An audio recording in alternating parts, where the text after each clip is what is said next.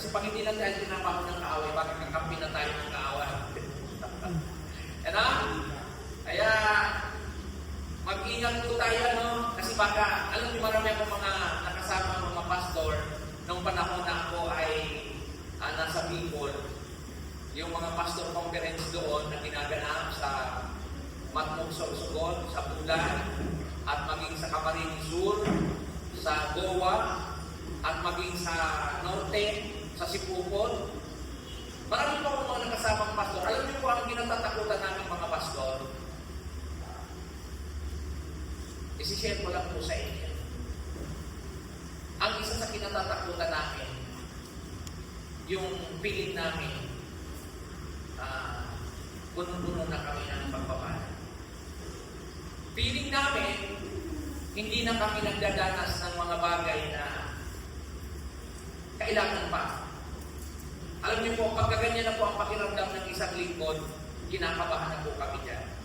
Kasi, baka po, akala namin sa Diyos pa kami naglilingkod, pero ang napaglilingkoran pala namin, yung kaaway na ng Diyos. Amen? Kaya maging matalino po tayo, maging vigilante po tayo sa mga bagay na kung ano yung nararanasan natin. Eh, paano yung pastor? Kami nananalangin na dapat mapunuan yung pangangailangan, mabigyan ng katugunan ng aming mga dalangin. Kaya siguro, ganyan ang buhay namin ngayon kasi bunga na ito ng pananalangin namin. Papaalalahanan ko lang po. Ang Diyos, kapag nagbigay po ng pagpapala, kapayapaan ang mararanasan. At kapag nagbigay ang Diyos ng mga bagay na para sa atin, alalahanin niyo, reward po yan. Pero pag si Satanas po nagbigay sa inyo, at yan ang nagiging dahilan kaya kayo napapalayo sa Diyos, isa lang ang ibig sabihin niya. Gusto ni Satanas na mawala kayo sa tabi ng Diyos. Kaya maging maingat po tayo dahil sa akin pong pagkakaunawa sa panahon ngayon, napakarami na pong nararanasan ng mga hinirang ng Diyos. Kaya kung kayo po ay parang wala pang nararanasan, okay lang ang lahat ng bagay, lumuhod po tayo at idalangin natin sa Diyos. Turuan tayo ng nararara na pagsamba, pagsunod at paglingkod sa Kanya. Kasi baka po dumadating sa punto na ang mga bagay na ito ay tunay na nagpapalayo na sa atin sa kaugnayan natin sa Diyos. Ang spiritual na pagsunod po, yan yung hindi mo kayang ipaliwanag. Napakarami po pong binabasa nasa Bible reading po tayo ngayon at mayroon po akong tinututukan ngayon na aklat, ang 1 King and 2 King. Sobra po akong nabibless sa naging karanasan ng mga Israelita. Kaya po, dati po galang na galang ako nung binabasa ko yung Chronicles dahil nakita ko yung katanginuhan ni King Solomon. Pero pag ngayon bumalik, sabi ko, grabe talaga yung wisdom ng Lord sa isang lingkod na katulad ni King Solomon. Pero nakita natin naman yung naging buhay ng hari na to. At hanggang sa uli ay didisiplina pa rin siya. Kaya yung pang-iingatan natin, na parang pili natin, tama naman yung ginagawa natin. Pastor, tama naman yung ginagawa ko, hindi naman ako lumalayo sa Diyos. Nasa Kanya pa rin naman ako. Pero, baka po, piling lang natin yon. Pero yung ginagawa pala natin, hindi na nakalulugod sa Diyos. Sabi nga po natin, nung nakaraang mensahe ko, good intention, wrong execution. Minsan, marami tayong ipinagkakatuwiran sa harapan ng Diyos. May Panginoon para sa iyo naman ito eh. At kapag pinagpala mo naman ako dito, alam ko naman na magbibigay ako para sa iyo. Tandaan niyo po, hindi nasusukulan ng Diyos. At kailanman, hindi natin malilinlang ang mapaglalalakan ng Diyos. Sabi po dyan, sa ating topic ngayong umaga, there is nothing greater than God. Kaya po, nawa, Napakarami na po na istorya sa Bible. Si Osas nung ginawa niya yung nararapat kasi tama naman sa paningin niya eh. Eh yung kabanang tipan, babagsak, hindi siya papayag. Kasi siya yung malapit doon. Pero alam niyo po ang rules ng Diyos. Pag na-violate po natin at hindi natin nagawa, kapakamakan po talaga. Nakita natin na namatay si Usa ng oras na yun. Mabagsak eh. Aalalayan po. Pero dahil ang utos ng Diyos, huwag mong aahawakan. Kaya po yun ang nagiging problema natin. Alam niyo po nitong nakaraang linggo, pag-analisa ko, ano ang kaibahan ng istorya ng buhay ni David at sa naging buhay ni Joseph the Dreamer? Sabi ng Bible, parehas silang iningatan mula sa sinapupunan ng kanilang ina. Pero nakita niyo po, pag nagkakamali tayo ng desisyon, nagkakamali tayo ng pagkaunawa, di ba? Alam niyo naman ang kwento na yan. Nakita natin kung paano nag-suffer si David. Kahit siyang tinawag ng Diyos na servant, na kanyang lingkod na malapit sa kanyang puso. Kaya mga minamahal, kung naaalala natin na paglalalanan na tayo ng Diablo, napiling natin, tama pa rin yung ginagawa natin, pero nililigaw na pala tayo, pag-isipan natin mabuti. Sabi ko nga po kanina sa Sunday School, napakasarap po mag-Sunday School. Dahil grabe po yung turo ng Diyos para tayo ay mapaglalangan pa, para mailigaw pa.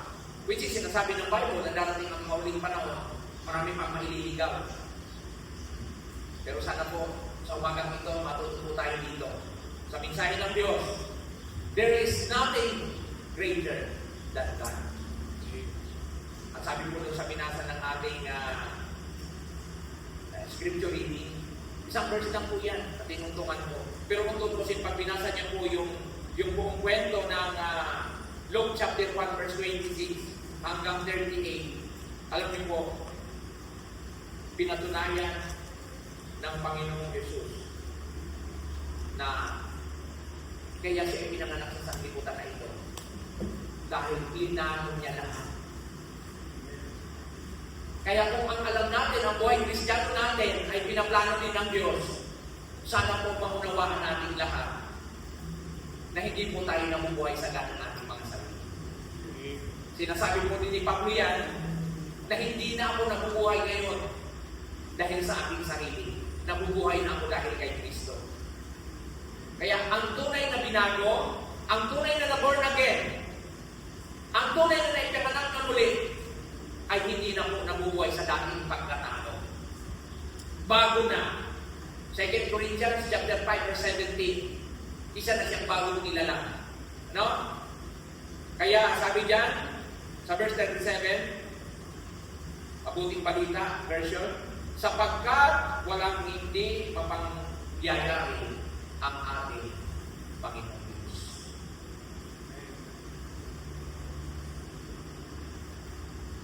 For with God, nothing shall be impossible. Manalangin tayo sa ating pinunto tayo. Amang banal, sa umaga po ito, aking itinulog at sinasama ng Panginoon ang magdadala ng mensahe sa harapan po ng iyong mga hinihiling. Pag ako baba at susumang, gawin niyo po akong karapat-dapat sa mensahe na ito. Kung kayo man, Panginoon Diyos, ay nakakakitaan sa akin ang mga kahinaan, kakulangan, aking pong pinanampalatayanan, pupuspusin mo ako ng banal na Espiritu upang makaya po ang iyong salita. Na kami ngayon ay makarinig ng mensahe na nagmumula sa inyo. Sabatayin mo ang mga dila, ang labing na magbibigkas ng mga walang pagluman. At italaga mo, Panginoon, ang mensahe mo para sa amin. Na tumimo ito sa aming mga puso. Hindi lamang basta mapakinggan ng Diyos. Kung hindi ito naman ay maging gabay namin habang nandito kami sa lupa. Sapagkat ang mga tanda ng iyong pagbabalik ay nakikita na. At nakikita na rin namin ang paghihina ng aming mga katawan. Yung mga kilala namin dating malalakas, ngayon ay humihina na. Dahil ang buhay, Panginoon Diyos, habang tumatanda, hindi po lumalakas kung hindi lalong humihina. At kung hindi namin ito magagawa pa para sa iyo, magiging walang kamuluhan kami sa sanlibutan. At aking pagtitinatas, pinaparangal sa iyo, gamitin mo kami bilang karapat-dapat. Sa pangalan lamang, ang dakila, ang pangyarihan Panginoon Jesus. Ito'y sa pagdalangin. Amen. There is nothing greater than God. Last Sunday, ako po ay nagagalak dahil yung speaker po natin ay ginamit ng Panginoon para ilantad sa atin yung mga bagay na tunay na nararanasan natin bilang mga Kristiyano. Sabi ko nga po, joy in the midst of trials. Kaya naman ngayon, parang ipinapakita lang ng Diyos sa bawat isa sa atin na ang kanyang pagiging Diyos hindi po basta-basta. Nabanggit ko rin po kanina na kung ano ang kanyang mga tinalaga, ang kanyang mga sinabi, hindi po yung kayang baguhin ng kahit sino pinakamapangyarihan sa mundo. Kaya nga po walang nagawa si David nung nakita ko po yung aklat na pinag-usapan natin sa ginawa ni Osa na hinawakan niya yung arm of covenant. Pagamat ang puso niya, ang intention, huwag bumagsak. Pero dahil sinabi ng Diyos na huwag natin ng hawakan, ay nakita po natin na walang nagawa lahat. Nakita nilang namatay agad ni Osa.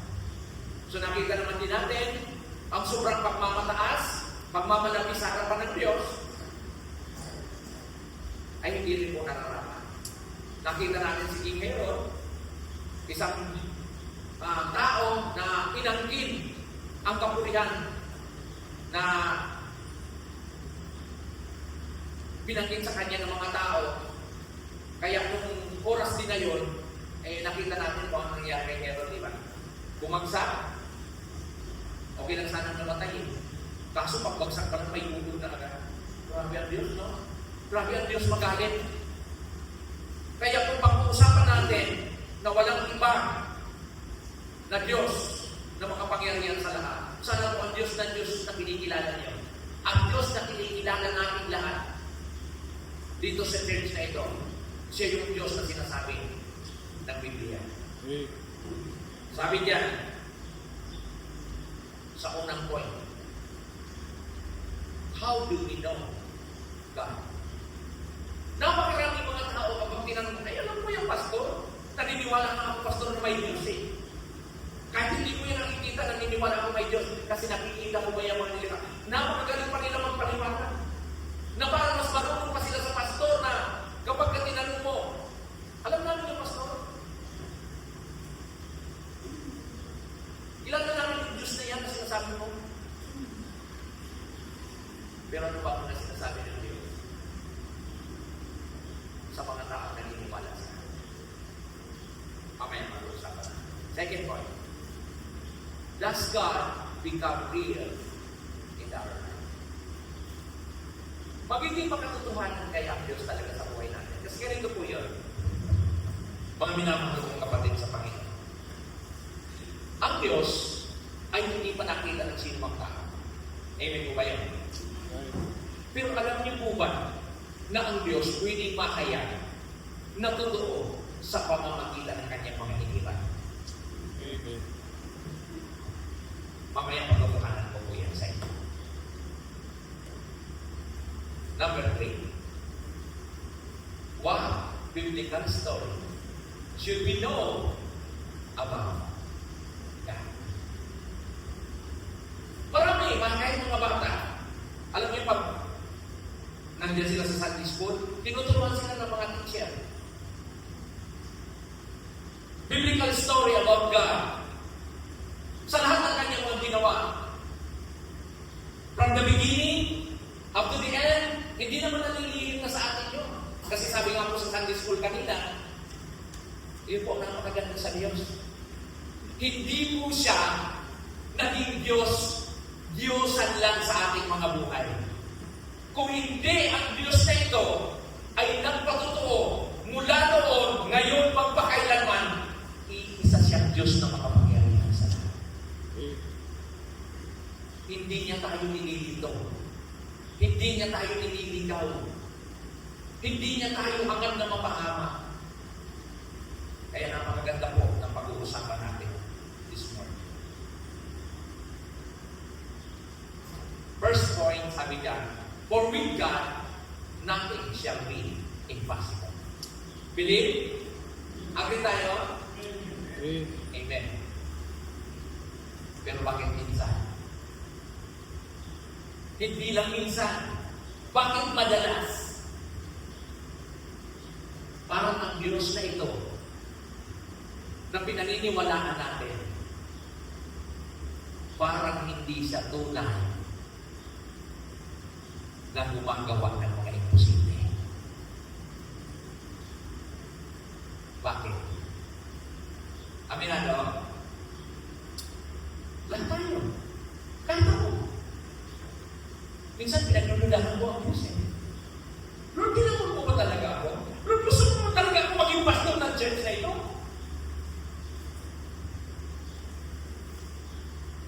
Ituturo sa akin ang Diyos kung bakit ikaw at ako ay dapat na mayroong tunay na kaugnayan sa Kanya. Dahil sinasabi niya yan sa Kanyang mga hinirang. Dahil ayaw niya na ikaw at ako pagdating ng panahon ay napapahamak.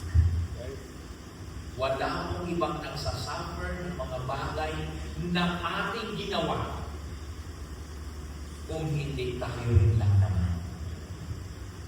Kaya pinapaalalahanan tayo ng Diyos na baka nakakalimutan natin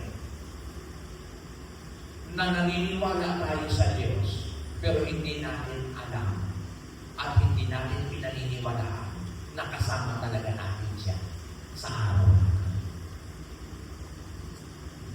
Naalala niyo yung mga lingkod na isinakay ng Panginoon sa bangka sa lawa ng Judea? Tumawin sila. Nung nandun na sa kalagitnaan, natutulog si Jesus Christ habang kasama nilang binabayo ng malakas na unos. Natataranta na yung mga alaman. Tingnan niyo po ang pinag-uusapan po natin dito hindi believers. Ang pinag-uusapan natin mga lingkod na tinuturuan ng Diyos. Amen? Tayo ba tinuturuan ng Diyos habang nag-aantay sa Kanya? Baka tayo ito. Sinabi ng Diyos, napakaliit ang inyong pananampalataya.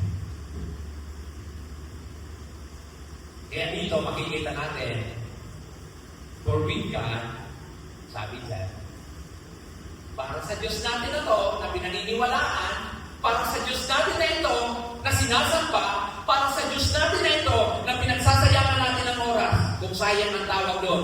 Pero alam ko na hindi sayang ang oras niya. Amen? Ito uubusan natin ng oras at panahon sa ating mga buhay. Ito po ang kanyang sinabi. Tatlo lang muna ang dinampot ko, which is napakarami niya. Pero tatlo lang dinampot ko sa iyo na babae dito sa pag-uusapan natin. Sabi dyan, He has power above all. Agree na naman kayo? Amen. Amen. Sabi dyan, He has power above all. And number 2, sabi dyan, He has a mystery story. Mamaya, isa-isayin natin yan. Kasi para mag-prove ninyo sa inyong mga sarili na tunay na may kapangyarihan ng Diyos, pero binabaliwala naman natin siya dahil pinipili natin, mas kaya ko ito, pastor, mas magagawa ko ito. Hello? Baka may problema tayo. He has a mystery story. Number 3, sabi niya, He has infinite greatness. Wow! Kung mayroon pa kayong kilalang tao, kung mayroon pa kayong mga taong nauunawaan sa panahon ngayon, na parang hindi, kaya nga po yung tanong ko kanina, parang hindi nakakaranas ng mga kabigatan, may problema na po ang tao. Dahil ipinapakita ng Diyos kung sino siya sa bawat isa sa atin. Araw-araw, oras-oras, minuto-minuto sa ating mga buhay. Number 1, letter A. For with God, sabi dyan, He has a power. Mayroon siyang kapangyarihan. At yung kapangyarihan niya po, walang sino man sa mundo ang pwedeng sumaklaw. Tandaan natin yan. Ang kapangyarihan na sinasabi ng Diyos, walang sino man pwedeng makapagsabi na mas makapangyarihan ako kaysa sa Diyos. Pero alam niyo ba ngayong mga Kristiyano minsan? Piling mas makapangyarihan sa Diyos. Saka na ng Panginoon. Saka na lang kita paglilimuran. Ayun, okay pa ako. Pero ako nakakausap na ganyan. Saka na lang ako, pastor, maglilingkod. Okay pa naman ako ngayon. Tapos yung iba naman, saka na ako, pastor, maglilingkod sa Panginoon, makasalanan pa ako. May nagagawa pa akong pagkakamali. Pagbanal na ako, saka na ako maglilingkod. Malaki ang problema ng mga taong ganyan mga tuwiran. Kasi ito ang sinasabi ng Diyos. Ephesians chapter 6 verse 10, makikita po natin. Ano sabi dyan? At bilang pangwakas, magpakatatag kayo sa Panginoon sa pamamagitan ng dakila niya kapangyarihan. Walang ibang pwedeng humawak sa iyo at sa akin kung hindi ang Diyos na makapangyarihan sa lahat. Ano man ang nararanasan mo ngayon, ano man ang inaakala mong kabigatan mo ngayon, ano man ang inaakala mong hindi nagiging maayos sa buhay mo ngayon, magtiwala ka sa Diyos. Pastor, nagtiwala na ako. Ginawa ko naman na yan. Pero wala nang nangyayari. 3 years na nga ako, 5 years na nga ako nagtitiwala. Parang kulang, hindi man nangyayari. Tangin ko nga. Bigyan niyo ako rin ng sagot sa isip niyo. Hindi para isa-isahin ko po kayong tanongin para sa akin. Gambak talaga ang buhay natin dito sa mundo. Sagutin niyo. Sa isip niyo. Hanggang kailan ba ako mabubuhay? Kaya mo bang sabihin na buhay pa ako bukas? Kaya mo bang sabihin na matutupad ko pa ang mga pangarap ko sa ganang aking gusto? Alam niyo po, binanggit yan sa Book of Mark. Anong sabi ng isang mayaman? Puno na ang lahat ng aking kamalig. Magpapagawa pa ako ng mas malaki para pag inipon ko lahat ang aking inanin, hindi na ako magugutom habang nabubuhay. Wala na akong ibang gagawin, maglasing at magpakasaya. Na ipagtrabaho ko na ang aking sarili sa lahat ng mga bagay na kakailanganin ko. Kaya, pili niya sa sarili niya siya ng Diyos ng buhay niya. Pili niya lahat ng kanyang ginagawa ay nagtuturo na ng mabuti para sa kanya. Kasi hindi niya kailangan ng Diyos. Mayaman siya, marami siyang pangangailangan. Kaso, alam natin yung istorya. Ano ang sabi? Hangal. Ngayong gabi, baka mawinan ka na ng buhay. Para saan ang pinaghirapan mo? Para saan ang paghihirap mo? Ikaw naman pala, pastor, tinuturo pa ng Diyos na bahala na bukas. No. Ang sinasabi lang ng Diyos, bilang pangwakas, magpakatatag ka. Dahil walang ibang makapangyarihan kung hindi ang Diyos. These scriptures emphasize that God's strength is available to the believers. Tandaan niyo po, hindi natin binasa yung mga talata na yan para sa mga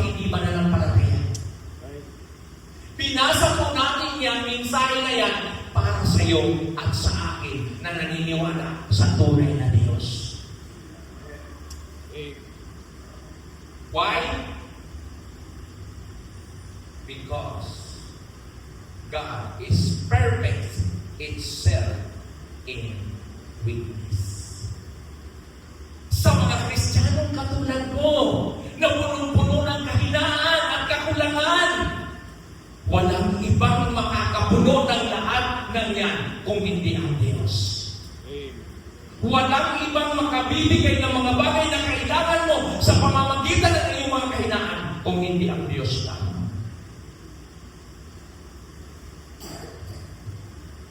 Sana maintindihan natin, mga minamahal, hindi tayo aksidente lang, hindi lang tayo basta bumabalik-balik dito sa church na to para mapakinggan ang mensahe na to pagkatapos pangalan na rin ako sa sarili mo.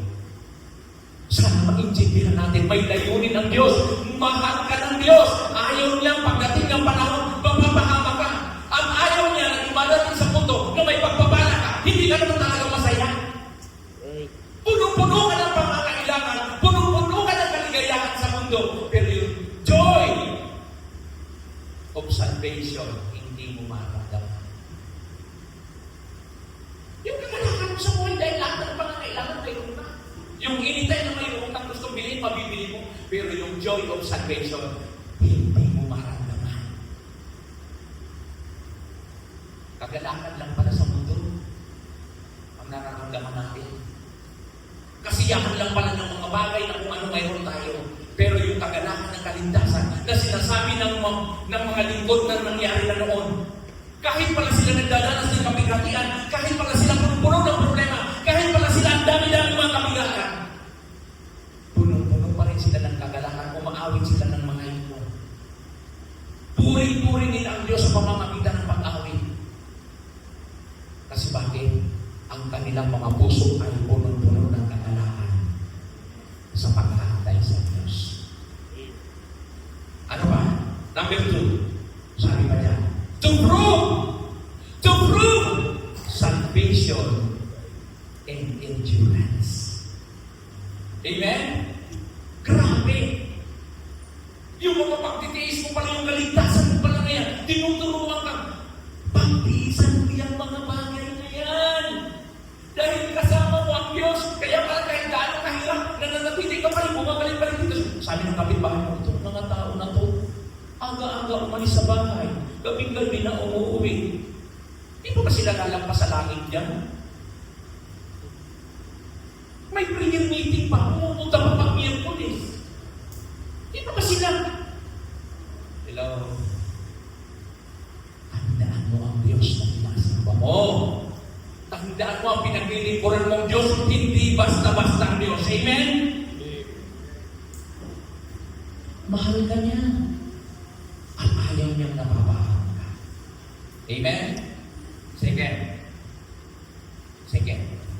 Doon tayo sa mystery. Yan. Sabi niya, Pastor, wala naman ako nakikita mystery sa Bible. Totoo? There is a mystery. Agree? Amen. Yung iligtas ka lang ng Diyos. Nanampalataya ka lang. Amen? Yung sinabi lang ng Diyos na kaya kitang iligtas kahit hindi tayo nagkikita. That is a mystery. Amen. Kaya-kaya ng Diyos na patutuhanan yan sa atin. Why? Sabi ng Bible, Colossians chapter 1, verse 6 to 27. Tingnan niyo po. What? Guys, blessing to us. Ito ang planong inilihim niya noon sa naunang mga panahon at mga salin lang. Ngunit ngayon ay inihayag na sa ating mga hingiran niya. Nais ng Diyos na ihayag sa kanila ang masagana at kamangha-manghang plano para din sa mga hindi. At ito ang lihim na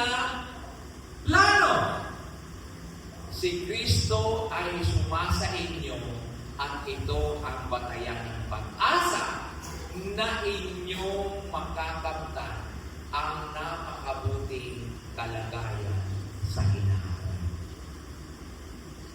Klaro? Mabuting kalagayan sa ngayon? Kaya kung mayroon ka man na dapat maintindihan, kung mayroon man tayong dapat ilagay sa ating mga puso, ang mabuting kalagayan sa hinaharap. Amen? Why? Christians, listen. Ang taong walang kaugnayan kay Kristo, pagdating sa hinaharap, mapapahamak tayo sa impyerno. Klaro-klaro yun. Dahil ang bayad ng kasalanan ay kamatayan. At ang kamatayan, pag hindi natin napag-unawa, magdadala sa atin sa walang hanggang pagkahiwalay sa Diyos. Ang tawag niyan, impyerno. Walang tao na makakapasok sa banal na lungsod na walang kaugnayan sa banal na Diyos. Kahit ikaw ang sinasabing pinakamabait na tao sa mundong ito, kung wala kang Kristo sa puso mo at wala kang kaugnayan kay Kristo, walang ibang patutunguhan ang kaluluwa mo pagkatapos ay impyerno. Yan po ang misteryo. Amen? Yan ang misteryo na itinuturo na sa atin ng Diyos mula pala ngayon. Kaya kung hindi natin naiintindihan ang mystery na sinasabi sa atin, baka wala pa talaga tayong kaugnayan sa Diyos. Bakit? Ang tunay na makakaunawa lang niya, ang tunay na may banal na Espiritu. Why? This verse highlights the shift from hidden secrets to reveal spiritual truth.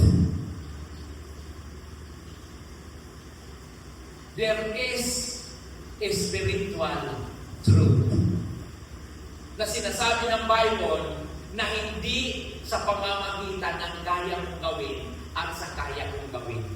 Kung hindi pinatutuhanan ng Diyos, sa pamamagitan lang niya mangyayari ang lahat ng ito.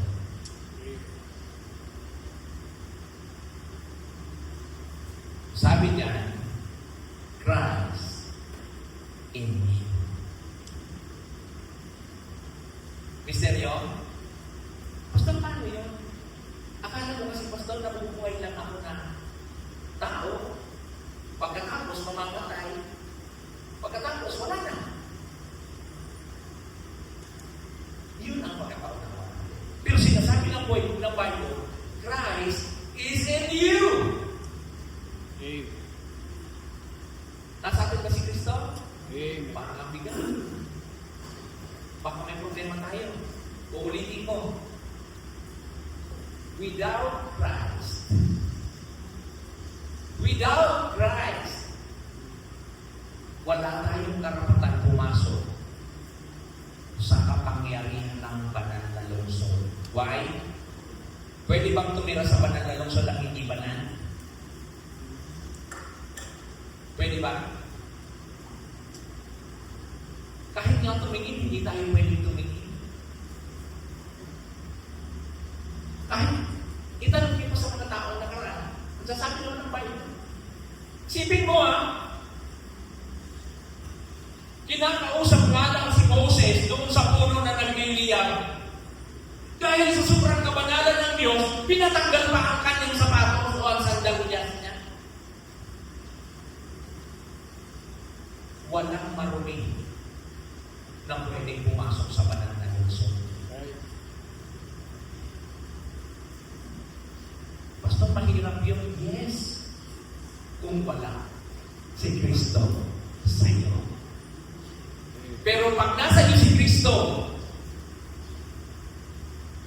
ano sabi? Romans 8:1, there is therefore now no condemnation to them which are in Christ Jesus. Di ka pa magsasaya, amen? Nasa iyo si Kristo, nakipag-isa ka kay Kristo. may buhay na walang hanggan. Amen. Sabi niya sa pangalawa natin, the hope of glory. Amen? The hope of glory. Ang pag-asa ng kaluwalhatian ay nasa iyo na ngayon. O, ano yung problema mo? Pagmamaktol ka ba? Pastor, hindi naman ngayon, hindi ba sinasagot ng Panginoon ang panalangin mo? Magmamaktol ka ba? Pastor, hindi ko man lang maranasan ang tunay na kagalakan sa pananampalataya namin. Magtanong ka, baka hindi ang Diyos ang may problema? Baka tayo ang may problema? Naniniwala tayo. To with God, nothing shall be impossible. Naniniwala tayo na walang hindi kaya gawin ng Diyos.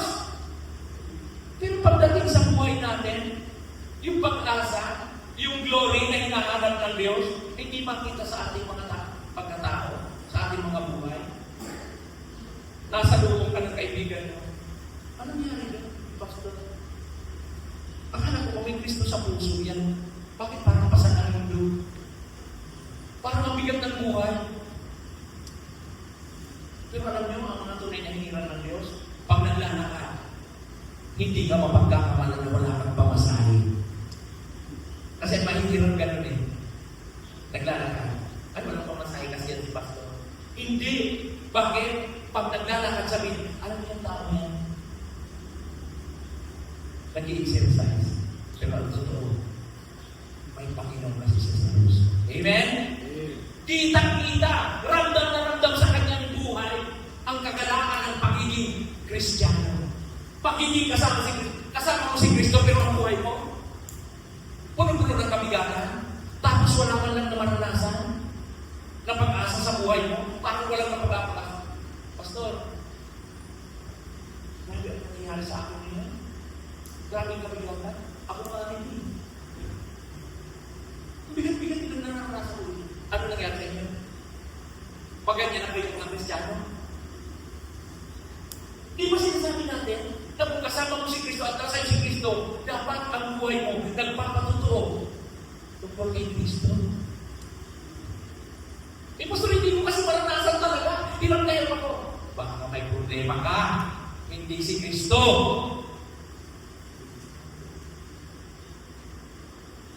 Kasi ang totoo, hindi ang mga bagay na mayroon sa mundo ang magpapasaya sa atin bilang mananampalataya. Hindi ang mga bagay na mayroon sa mundo ang magsasabi ng tunay na katatayuan natin bilang Kristiyano. Ang tunay na nagpapasaya sa atin, yung mga pangako ng Diyos na pagdating ng panahon, hindi ka maghihirap sa impyerno. Dahil ikaw ay sigurado makakapasok sa banal na lungsod na inihanda ng Diyos. Bakit ka nagkakaroon ng mga kabigatan ng problema sa buhay na parang hindi matapos-tapos? Baka hindi ang Diyos ang may problema. Baka tayo. Number 3. Sabi niya, for with God, He has infinite greatness. Grabe yun ah. Pag sinabi mo ng infinite greatness, walang kapantay na kagalakan. Diyos ko yan, Panginoon ko yan, yan ang nagligtas sa'yo, tapos ikaw ang tipo ng tao na lalakad, walang pag-asa, hindi alam kung saan patungo, walang direksyon ng buhay. Baka may problema. Tapos magmumurmurin ka pa. Eh ano kung hindi ka muna kumain ngayon? Eh ano kung wala ka munang pangangailangan ngayon? Eh ano kung wala ka munang pera ngayon?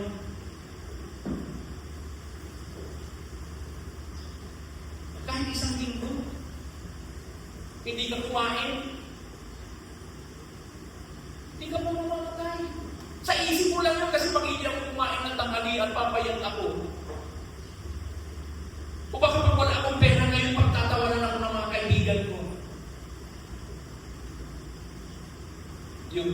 makapangyarihan sa lahat, may itinuturo sa atin sa pamamagitan ng kanyang kadakilaan. Great is the Lord and most worthy of praise. He greatness no one can fathom. Sabi niya. Yan po ang tunay na mensahe na dapat malaman natin sa kalooban ng Diyos. Great is the Lord and most worthy of praise. His greatness no one can fathom. So wala makakaintindi liban sa mga tunay na may kaugnayan sa Diyos. Ang kadakilaan na pinag-uusapan po natin ngayon, hindi yan maiintindihan ng mundo. At hindi nila talaga yan maiintindihan sa iyo. Kung kahit walang-wala ka na, kung kahit hirap ka na, pero hindi pa nila makita yun sa iyo. Kasi bakit? Ang kadakilaan at kapangyarihan ng Diyos ang umiiral sa buhay mo. Psalms 145, verse 3 to 5. Yan. Sabi diyan sa verse 3, Panginoon, kayo'y makapangyarihan at karapat-dapat na purihin. Ang iyong kadakilaan ay hindi kayang unawain. Bakit ipipilit natin sa ating mga sarili? Ang makakaunawa lang yan, yung mga taong malalim ang kaugnayan kay Kristo at tunay na sumasampalataya sa totoong Diyos. Verse 4, ang bawat salinlahi ay magsasabi sa susunod na salinlahi ng tungkol sa iyong makapangyarihang gawa. Kaya po bakit? May mga magulang. Alam ko rin si David ito. Alam niyo po, si David, nag-post yan nung mas pinapasalamatan niya na yung lola niya, yung mama ko, ay hindi sumuko sa pananampalataya. Why? Kung hindi pala kami nung pinalaki, parang si Tito Boy, naalala mo rin yan. Kung yung mga anak ay hindi tinuruan sa saling lahi ng katuwiran at kapangyarihan na kayang gawin ng Diyos. Si Brother Jacob, si Brother RJ, si Brother Abraham, si Sister, anong klaseng pananampalataya mayroon sila? Si Kuya Ning, may Joshua ngayon. May mga anak tayo na naglilingkod ngayon sa Panginoon. Alam niyo, pag yan naunawaan ang tunay na layunin ng buhay, ikwento rin nila sa mga magiging anak nila yung andyan din ang sasampay nila magpakailan. Verse 5. Pagbubulay-bulayan ko ang iyong kadakilaan at kapangyarihan at ang iyong kahangahangang mga gawa. Yan ay hindi kayang ipaliwanag ng sino mang scientist at mga pangyarihan sa mundo ito. Dahil yan ang tunay na kadakilaan na ipinapahayag sa iyo at sa akin ng Diyos bilang kanyang hiling. Kaya hindi tayo basta-basta lang nabubuhay dito sa mundo para lang sa sarili natin. Kaya kung ano man yung ginagawa mo, gawin mo yan. Nasa kayo yan? Para sa kaluguran ng Diyos. Sa pagtrabaho o sa pagpapahinga, dapat napaparangalan ang Diyos. Nawa, makita natin na ang Diyos ay tunay na may kaugnayan sa iyo. Sabi diyan sa aking 2 puntos na pinagkuhanan, sa greatness of God, o diyan sa sinasabi natin na walang kapantay na kadakilaan ng Diyos. Love the Lord your God. Hindi basta, mahal ko ang Diyos. Mahal ko ang Diyos. Aba, hindi ko gagawin yan kung hindi ko mahal ang Diyos. Wala na nga akong oras sa sarili ko. Marami na akong Hello? Kung inaakala natin na sa pagmamahal natin sa Diyos, ibinibigay na natin yung oras natin dito, tanungin lang natin ang sarili natin. Kung tayo ba ay titingin sa Diyos para patunayan yung kanyang pagmamahal, Imagine mo walang araw, walang gabi sa Diyos. Lagi siyang nakatingin sa iyo. Lagi kanyang ino-observan, lagi kanyang binabantayan. Kasi bakit? Matalino ang Diablo para mapaglalangan ka. Kaya kung totoo mahal mo ang Diyos, sana sa buhay mo, nakikita talaga ang Diyos. Napaglilingkuran mo talaga ang Diyos. Naaalala ko yung nakaraan natin. Submit yourself to God. Pag sinabing submit yourself, hindi yung mga bagay lang kung ano yung gusto mo. Kung hindi mo mong pagkatao, kung mong kaluluwa, hindi mo ano lang yung gusto natin. Kaya nangyayari ito rin. Imbis na mapag-iwan natin ng buong puso ang Diyos, hindi. Kasi bakit? Kung ano lang yung gusto natin yung ibigay natin sa Diyos. Ay, di ba yun? Walang kapantay na Diyos. There is nothing greater than God. Pero yung buhay natin, ipinaglilingkod natin sa Diyos kung ano lang yung gusto natin. Tapos nagre-reklamo tayo pag hindi tayo natutuwa. Tapos pag muna tayo pamigata, reklamo tayo, hindi ang Diyos ang may problema. Amen? Sabi pa niya, sa pangalawa, serve the Lord your God. Yan sa dalawa na yan. Imposible. Hindi mo na kailangan tugtungan pa yan. Love the Lord your God. And sabi niya, serve the Lord your God. Wala nang pwede pang inagdag dyan. Kasi kung talaga tunay na mahal mo ang Diyos, sabi ng Biblia, ibibigay mo ang iyong buong pagkatao, buong mong lakas, at ang iyong buong puso. At kung talagang mahal mo ang Diyos, nakikita mo ang kanyang kadakilaan, magsiserve ka sa Kanya. Gagamitin mo ang sarili mo. Minsan nga lang nabigyan ka lang ng pabor. O kung nagtatrabaho ka man, o kung mayroon ka man na sinusundan, nakagawa lang ng konting mabuti para sa iyo. Di ba? Piling mo, ipagtatanggol mo na siya. Parang mga politiko yan. Tingnan mo. Pag-araw ng butuhan, bigyan ka ng halaga ng 1,000, 1,500, or ng 3,000. O sabihin pa natin 5,000. O pero di ba dahil doon ibinibigay mo na yung buong pagkatao? Kasi bakit? Di ba? Ibinuto mo na siya. Yung pa naman mumurakot lang. O. Yung halaga ng 3,000 hanggang 5,000, binenta mo na yung pagkatao mo sa kanya. Kahit mapahamak ng bansa, sige na, may 5,000 naman ako. Kaya ayun ang nangyayari sa mundo.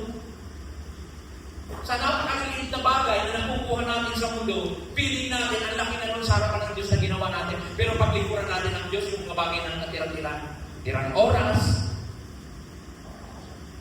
tira sa wallet,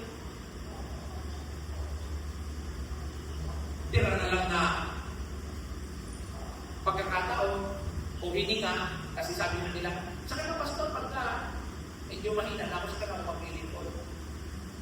Pag maayos na ako, kaya hindi nangyayari ang tunay na layunin ng Diyos sa mga buhay ng mga tao. Kaya sabi ng Biblia, sa ano namin kahapon, sa visitation and Bible study namin, alam mo ang pag-aaralan na. Grabe. Walang tao na pwedeng magsabi sa Diyos na pwedeng mong gawin ang lahat ng gusto mo na wala ang Diyos.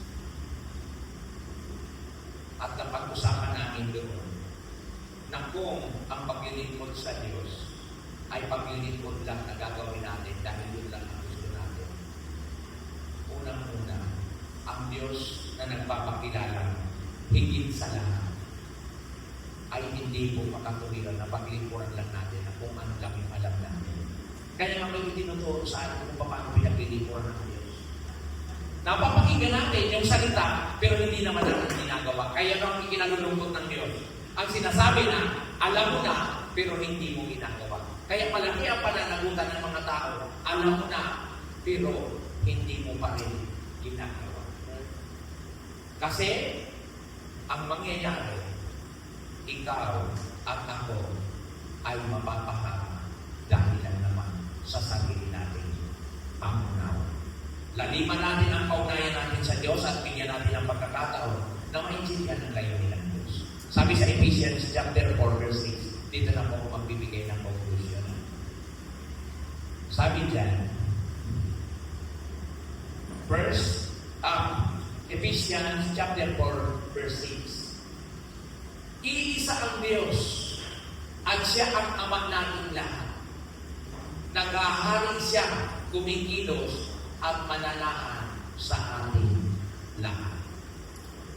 Malinaw. Kapag ang Biblia ay nagsasabi ng ganyan ang klase ng pagkaunawa, iisa ang Diyos, siya ang Ama nating lahat, naghahari siya ang kumikilos at nananahan sa ating lahat. Alam niyo po, ang tatay na hindi na pinapakinggan ng anak, hindi po yung tatay ang may problema. Tandaan niyo yan. Kung ang tatay na yan ay tunay na may kaugnayan sa Diyos at hindi pinakikinggan ng anak, malaki po ang magiging problema ng mga anak. Ang magkakaroon po ng problema ang anak. Kasi ang sinasabi ng Bible, kayo na mga anak, sundin ninyo ang inyong mga magulang. Kaya uulitin ko, huwag po natin binabago ang sinasabi ng Biblia para lang sabihin na sumusunod tayo sa Diyos. Huwag po natin sinisira ang pamantayan ng Biblia para lang sabihin na ikaw at ako ay tunay na may kaugnayan sa Diyos na sinasabi ng Biblia. Sana maunawaan natin na kung ano ang isinulat, kung ano ang nakatalaga, huwag na natin yan nababago. Mag-iwan lang po ako ng tatlong tanong bago ako mag-close. At makita po sana natin kung bakit ito ang nais mangyari ng Diyos sa mga buhay natin. In what way do we believe in God? Sabi diyan, sa paanong paraan tayo naniniwala sa Diyos? Sa paraan na sinasabi ng iba sa iyo? O sa paraan na gusto mo o sa paraan na sinasabi ng Biblia? Sana mapag-isip-isipan po natin yan. Kasi kung bakit hanggang ngayon hindi ka pa rin mananampalataya at hindi ka pa rin nakagagawa ng tunay na layunin ng Diyos at hindi mo pa rin nasusundan ang plano ng Diyos, baka sabi dyan, yung paraan ng pagsunod mo at yung paniniwala mo ay hindi talaga tunay na nakaunahan sa Diyos. Kaya yung plano ng Diyos, mula noon hanggang sa katapusan, hindi tayo kasama. Yun po ang napakasakit na problema dito. Kapag ka ikaw at ako ay hindi na kasama sa plano ng Diyos. Paano tayo magkakaroon ng kaugnayan sa plano ng Diyos? Abay, dapat makilala tayo ng Diyos at makilala natin ang Diyos. And number 2, sabi dyan, how is God revealed in our lives? Napagin ko rin po ito kanina. Sa paano natin na patututukan na ang Diyos ay buhay sa pamamagitan ng ating mga sarili. Sana makita natin kung ano ang ipinapahayag ng Diyos sa ating mga buhay para naman ang Diyos makilala. Kasi ang totoo, ito ang sabihin ko po sa inyo. Kaya bakit hindi pa dumadating ang Diyos? Biblical po yun. Kaya hindi pa siya bumabalik. Kung totoo, gusto niya na bumalik. Pero sino ang inaasahan niya makabuntang mga kaluluwa na hindi pa nakakakilala sa Kanya? Hindi po tayo nag-aantay para sabihin, ang Diyos naman ang pumili sa kanila din. Hindi nga nila marinig. Ano man sabi ng Romans 10:14? Paano nga sila magkakaparinig? At paano sila magkakapanampalataya kung wala naman nung naghahayag sa kanila? Naalala niyo yun, no? Bakit nagpo-focus mo? Kasi, sabi niya kay Peter, paano mo maiintindihan ito kung walang magpapaliwanag nito sa akin? O, pinaliwanag sa kanya ng Peter. Ganito ang pagkakakilala sa Diyos. Ganito dapat ang ginagawa ng tao na kakilala sa Diyos. Biglang lumiwanag yung isip ng yun, no? O pagkatapos nun, ano na susunod gawin? Kita niyo po, hindi pwedeng sabihin, ay sabi, hindi mo lang gusto to at ito. May mayroon dapat nagtuturo sa atin. Amen? May nagpapaliwanag sa atin. At kung ikaw yun, na dapat na nagturo sa kanya, sa kaibigan mo, sa kakilala mo, sa mga mahal mo sa buhay, dapat mo nang ginagawa yan. Amen. Ang Diyos dapat nakikita sa iyo at sa akin. At sa iyo mismo lumulutang yun. May bahala na si Pastor dyan. Ulitin ko. Baka nakakalimutan natin. Lahat tayo tinawag. Right. Hindi lang ang pastor. Ang pastor tinawag para may tagapagbuka sa pintuan ng kawan ng Diyos. Anong ibig sabihin? Baka kasi nagkakaroon tayo ng problema dito. Baka isipin natin, ay si pastor kasi tinawag dyan siya. Hello, pakinig po. Sabi doon sa John chapter 10, humiran ang Diyos ng tagapagbukas pinto para pag pumasok si Kristo, mayroong nagbubukas ng tarangkaan para makapasok yung may-ari. Sino may-ari? Ang mabuting tupa. The good shepherd. Sino? Psalms 23. Diba? Ang Diyos. Papasok. Sino ang magbubukas? Parang ganito. Sino ang nagtuturo at nagbubukas sa inyo ngayon ng pagkaunawa? Di ba yung pastor? Kasi siya ang nagbukas na para makapasok si Kristo. Pero, itong mga tupan na to, sila mismo doon sa loob. Ano ang utos ng Diyos? Maging bahagi kayo ng katawan na nagpapalakasan. Galatians chapter 6 verse 2. Magtulungan kayo ng inyong mga pasanin. Magpalakasan kayo. Pastor pa ba? Ang inuutusan? Pastor pa ba? Kaya dapat naiintindihan natin yung mga tungkulin natin. Hindi yung basta-basta ako nag-i-member ng church na ito, okay na. Member naman ako yan, nagpapalataya naman ako. Siguro kung sa langit sila, napunta sa langit din ako. May problema tayo pag ganyan tayo nangindihan. Amen? Ang pagluhod, ayon sa ating mga gawa, hindi groupings. Individual yan. Kaya sana, sa buhay natin, napapatutuhanan ang tunay at makapangyarihan ng Diyos. Number 3, last, bago ko iwanan ang mensahe. Sabi dyan, are we living connection with God's plan? Ito na po yung binabanggit ko kanina.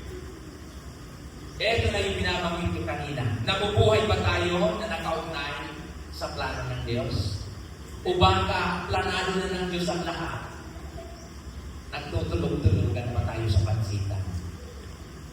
Baka plinano na ng Diyos ang kanyang lahat na hinira. Kaya nga sabi ng Romans, di ba? Hanggat hindi nabubuo ang bilang ng mga hintil, may bilang pala tayong binubuo. Mayroon pala tayo dapat na naiintindihan. Sa buhay Kristiyano pala natin, mayroong hinahanap ang Diyos. Eh, paano kung yung malapit para sa iyo ang nag-iisa na lang ng kaluluwa para mabuo yung bilang? Pero wala ka pa rin ginagawa. Hindi mo pa rin sinishare sa Kanya. Isang kaluluwa na lang pala ang kulang, hindi makabukas-bukas yung Panginoon ng anghel na mag-iihip ng trumpeta para yung pagkakagmarinig mula sa silangan hanggang sa kanluran. Dahil gusto niya nang itira tayo doon sa kanyang kaharian sa langit. Wala nang pagluha, wala nang kapighatian. Eh, hindi mangyari. Bakit? Hindi pa lang tayo nakasama sa plano ng Diyos. Assuming lang tayong Kristiyano tayo, pero wala pa lang talaga tayo sa plano ng Diyos. Napag-aralan na natin ito ng mga nakaraan pa. Hindi nyo ba alam na ang Diyos ang nagpaplano ng bawat buhay natin? Ang kailangan lang naman natin sundan ang plano ng Diyos. Tapos sasabihin niyo, tayo may plano sa buhay natin. No. Sabi ko nga sa iyo, ikaw na yung pinaka-porsigilong tao sa buhay. Ikaw na yung yumaman sa lahat ng yaman na mayroon sa mundo. Ikaw na nakaipo ng malaking pamani. Kung sasabihin sa iyo ng Diyos, ngayon din babawin ng iyong buhay. Pwede ba natin tanggihan? Pwede ba natin sabihin na, ay, huwag muna, Lord! Ang dami ko pa mauubusin ng kayamanan, no? Sino ang mauubos niyan? Makinig. Walang sino mang tao ang may tawag sa sarili niya kung hindi ang Diyos. Why? There is nothing greater than God. Klaro po? Amen. Hindi ko na po ulitin kasi mahaba.